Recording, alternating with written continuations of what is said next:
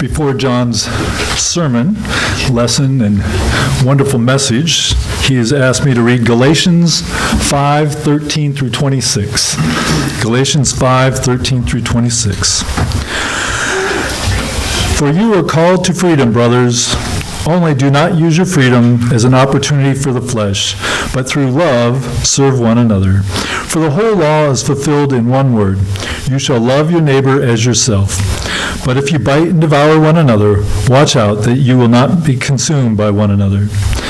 But I say, walk by the Spirit, and you will not gratify the desires of the flesh. For the desires of the flesh are against the Spirit, and the desires of the Spirit are against the flesh.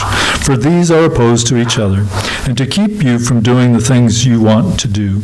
But if you are led by the Spirit, you are not under the law.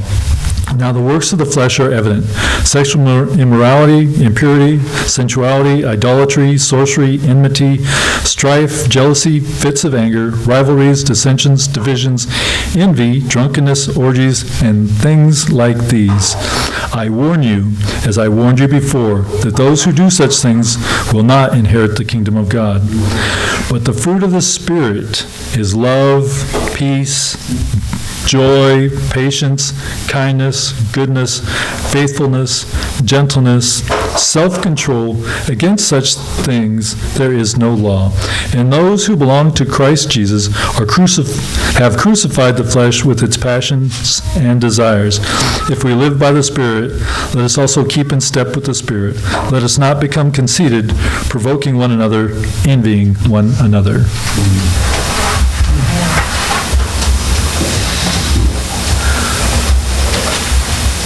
Preach it, brother.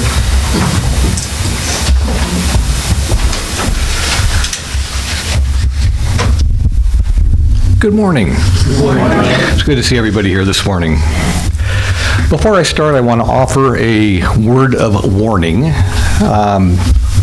Last night, or yesterday evening, I invited Keith and Sue over to my place to watch the Gonzaga basketball game.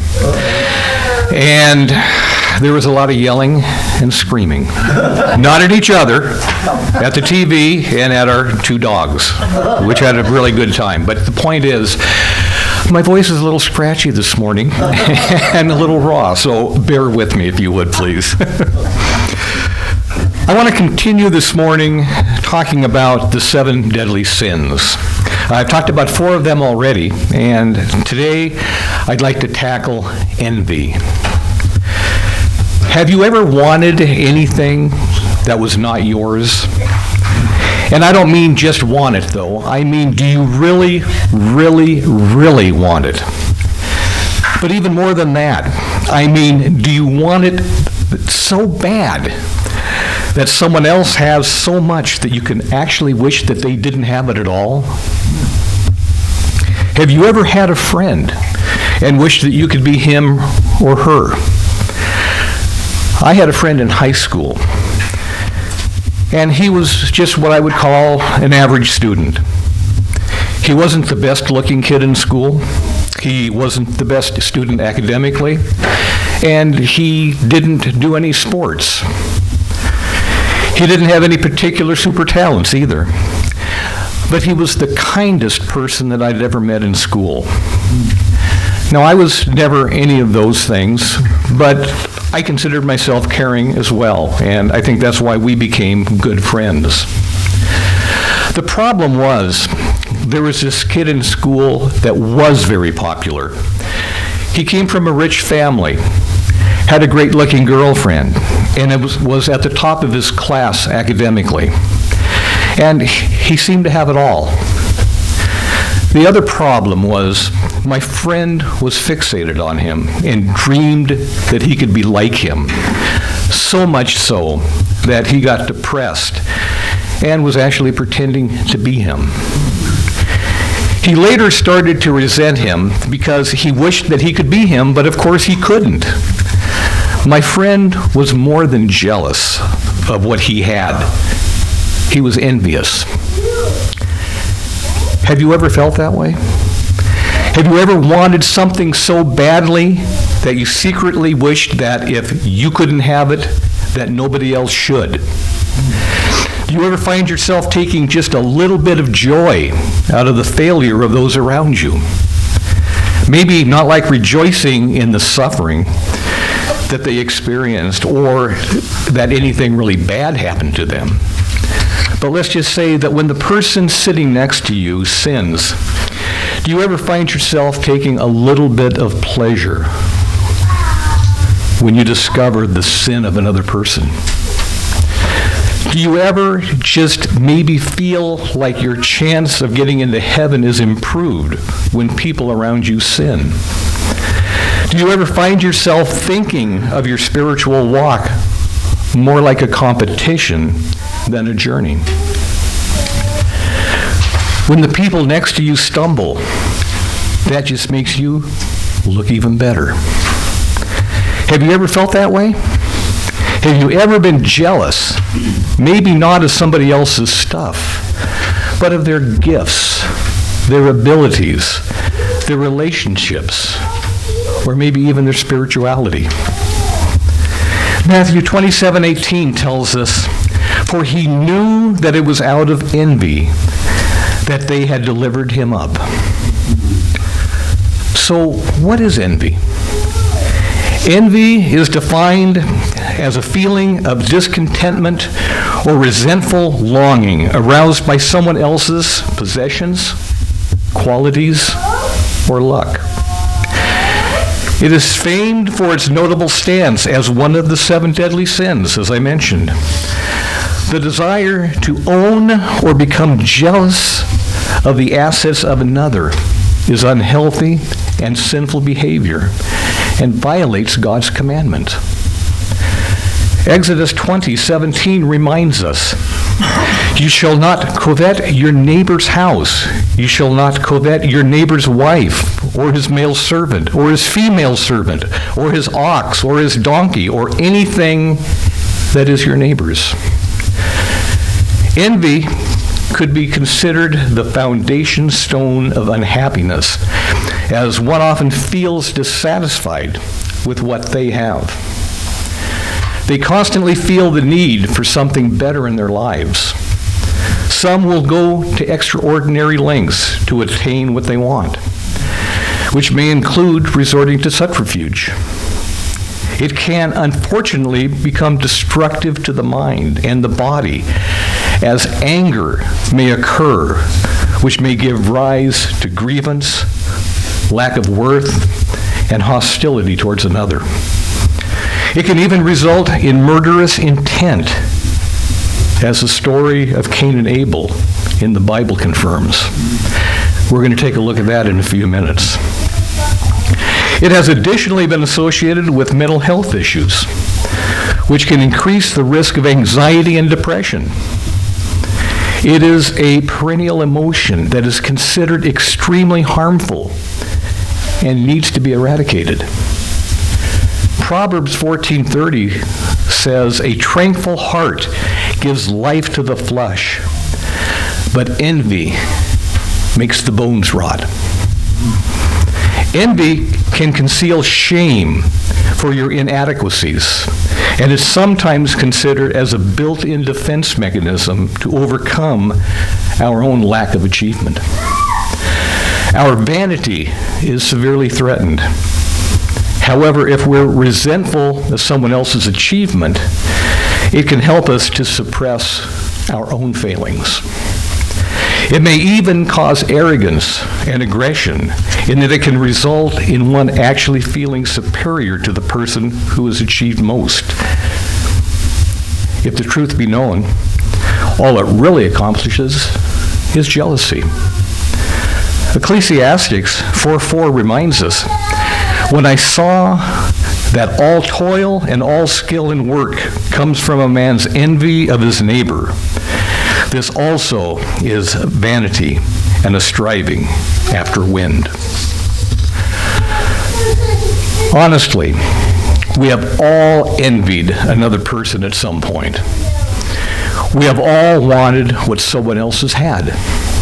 Sadly, we don't often deal with our envy problem, despite the fact that many sins we commit come out of the root of envy. Envy is nothing new. In fact, the third person to ever walk on earth envied. The story begins in Genesis 4. Let me set the stage.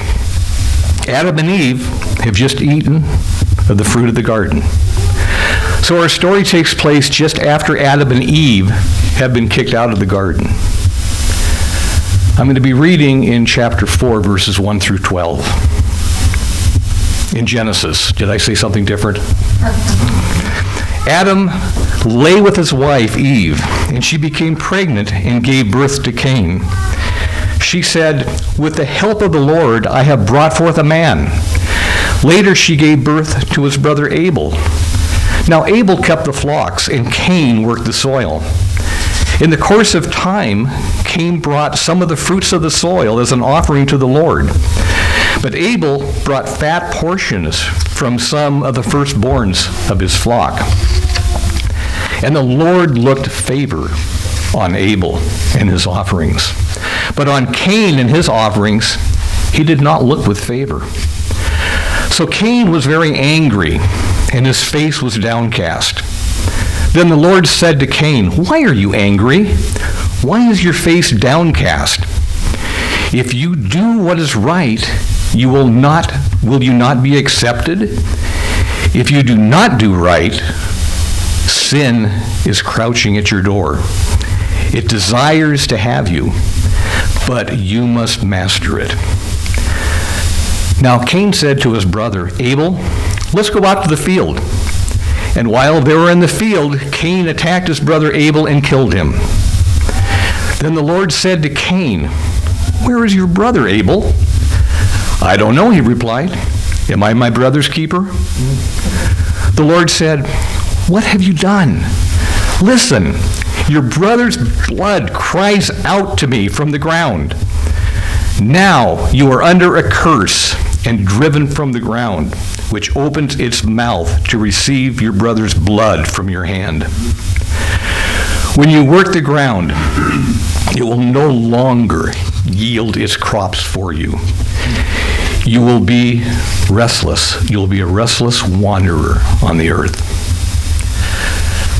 The story is pretty well known. Cain and Abel bring their offerings to God. God favors Abel's offerings, but not Cain's. Now, there are people that claim that Cain's offering is not accepted because it's not a blood sacrifice. However, the story seems to indicate pretty clearly that both offerings are acceptable, as they are both considered offerings and not sacrifices. Abel is a shepherd, so he naturally, when he brings an offering, he's bringing what he has, animals. Cain is a farmer. He brings what he has as an offering to God. It's not the blood that makes Abel's sacrifice different from Cain's. It's the heart that's giving it. Both of these brothers brought an appropriate offering. The difference is not that one is accepted and one isn't. The difference is that one is favored and the other one isn't. So let's look at Abel. Abel brought some of the fat portions of the firstborn of his flock. Not only did Abel bring an offering to God before taking care of his own needs, Abel brought God the best portions of meat. This tells us a little bit about the heart of Abel. He gives to God before taking of himself. This tells us that Abel is trusting that God will provide for him even after he's brought this offering. Abel didn't wait until he had counted all the cows and made sure that he had enough. He is not giving to God out of his excess. He is giving to God before he even knows if he has enough to live. Abel puts his faith in God to provide. He gives God out of a desire to give God a gift. You don't give your first fruits out of obligation. When you are obligated to give, you give what you have of what's left over. When you give the first fruits, you're giving out of the desire to give. Abel wants to give God the best offering that he can, and because of his heart, God accepts Abel's offering. Now let's look at Cain. The text tells us that Cain brought some of the fruits of the soil as an offering. The text does not tell us that this is the first fruit of his crop, which might just be a clue. Now, I have a theory, and I can't prove it, but let's take a look at the possibility. Perhaps the reason we're not told that Cain brought the first fruits is that he didn't. Perhaps Cain has already finished the harvest, and he already knows how much food he has. So when he gathers some of the fruits of the soil to bring his offering, he's not giving to God before he takes care of himself. Perhaps he is giving to God out of excess. That certainly takes away the faith in God to provide, which could be the reason that God does not favor Cain's offering. Now, here's the part that I believe is not theory. Cain's response to God not favoring his offering shows us the heart behind his giving. Cain did not bring an offering to God because he wanted to give to God. He brought an offering to God because he wanted to get from God. He wanted God's attention. He wanted God's admiration. He wanted God's praise. When Abel got those things instead of him, Cain became envious of his brother. Make no mistake, Cain's first sin was not anger. His anger does cause him to sin, but it is not the first sin. Cain's anger came out of envy. The resolve that he had to kill his own brother came not from anger, but from his envy. Socrates once said, "Envy is the author of murder." That is a biblical truth. Envy is what caused Cain to become angry.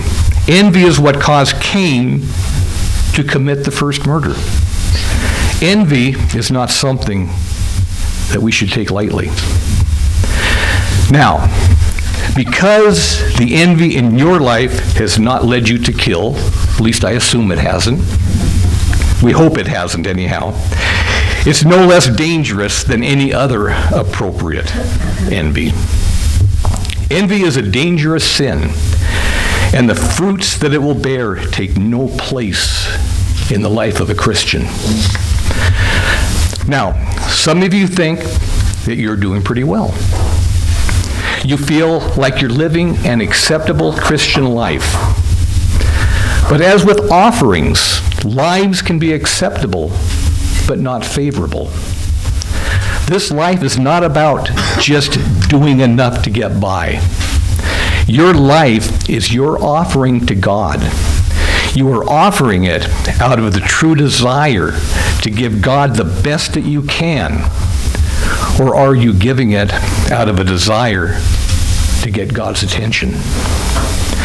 Are you looking to get in just as the door is closing and have indulged yourself in as many pleasures as you could while being righteous enough to be saved? Or are you looking to offer God the best life that you can? Now, some of us covet stuff, like possessions. You are satisfied with your 3-year-old car until your neighbor gets a new one. You're satisfied with your 4-bedroom house until your neighbor gets a 5-bedroom house. I think that's called keeping up with the Joneses. You know your heart. You know the darkness that lives in it. You know that you envy other people's stuff. So you're at least aware of the sin. Others of us have learned to contend with the things you have. But what you covet are the gifts and talents of others. You see someone else do something and you think, man or woman, I wish I could do that. How come God didn't give me any cool things that I can do? Then some of you super spiritual people covet the character, the wisdom, and the spirituality of others. You try to pass it off as if it's okay. But what you are doing is still envy. Just because you are envying something good doesn't mean it's not envy. So what are we going to do about this envy problem? How are we going to get through this? If you recall my first sermon on the 7 deadly sins, I believe it was the first sermon, I asked you if you could sum up in one word the Bible, what would that word be? Do you remember?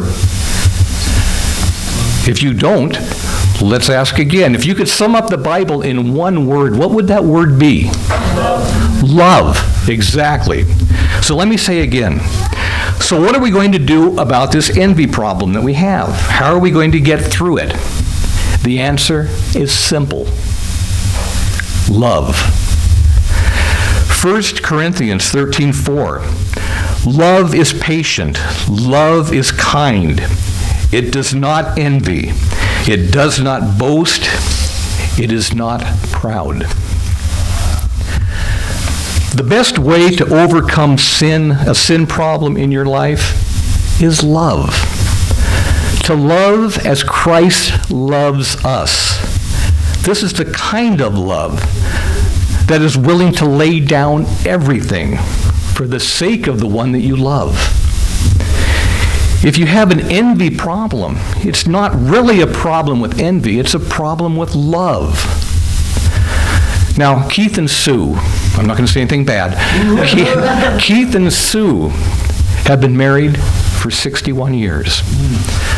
Ellen and Alvin just celebrated their 60th wedding anniversary. Now, do you think that there might be some love in there? I seriously doubt that they could be together that long without love. You have a choice. You can live with the love for yourself, like everyone in this world, or you can live with the love for God and for His Son who loves you. When you see Christ, when you encounter Him in your life, and you realize the love that He has for you, then you might find that strength to overcome the envy that's in your heart. Let me leave you with one final Bible passage. This kind of sums things up, I think. It's from James 3:14-16. It says, "But if you have bitter jealousy and selfish ambition in your hearts, do not boast and be false to the truth. This is not the wisdom that comes down from above, but is earthly, unspiritual, demonic. For where jealousy and selfish ambition exists, there will be disorder and every vile practice." If envy has taken over your heart, or you can't find the love that you need to overcome it, I ask you to come up as we sing the song of invitation so that we can pray for you. When upon life's wheels you are 10 days tall,